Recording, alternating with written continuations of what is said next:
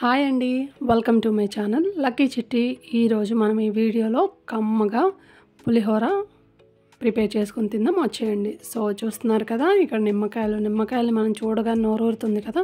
So అలాంటి నిమ్మకాయలతో మనం పులిహోర ఎలా రెడీ చేసుకోవాలో ఈ వీడియోలో చూద్దాం. దీనికోసం ముందుగా ఏంటంటే పల్లీలు, పచ్చిపప్పు, పచ్చిమిర్చి, మినుములు, అదేవిధంగా మినపప్పు, కరివేపాకు, ఎండుమిరపకాయలు, అదేవిధంగా లెమన్ జ్యూస్, నిమ్మకాయ రసము, వీటన్నిటిని కూడా మనము ప్రిపేర్ చేసుకుని పెట్టుకోవాలి. సో ఇప్పుడు మనము స్టవ్ ఆన్ చేసుకొని కళాయి పెట్టుకొని దీనిలో ఆయిల్ వేసుకుని, ఆయిల్ కొద్దిగా ఎక్కువ వేసుకోండి ఎందుకంటే మనకి రైస్లో మిక్స్ చేసుకోవాలి కాబట్టి.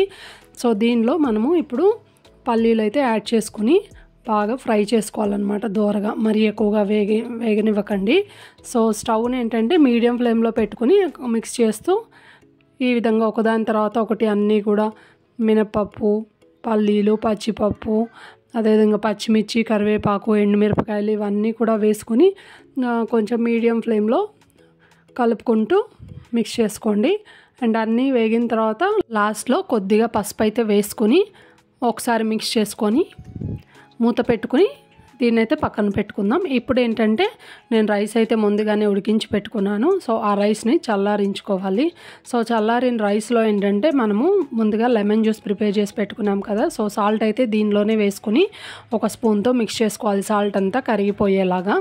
సో అన్నం చల్లారిపోయిన తర్వాత మాత్రమే లెమన్ జ్యూస్ యాడ్ చేసుకొని మనం ముందుగా ఫ్రై చేసుకొని పెట్టుకున్నటువంటి పప్పులు, తాలింపు అంతా కూడా ఈ రైస్లో వేసుకుని మిక్స్ చేసుకోవడమే. సో రైస్ అంతా కలిసేలాగైతే బాగా మిక్స్ చేసుకోవాలి. సో ఇక్కడ నేను లెమన్ జ్యూస్ అయితే రైస్కి సరిపోని వేసుకున్నాను. సో మీ రైస్ క్వాంటిటీని బట్టి అయితే లెమన్ జ్యూస్ యాడ్ చేసుకోండి. అదేవిధంగా నిమ్మకాయ పులుపుని బట్టి కూడా జ్యూస్ అయితే యాడ్ చేసుకోండి. అదైతే ఒకసారి అయితే కొంచెం జాగ్రత్తగా చెక్ చేసుకోండి.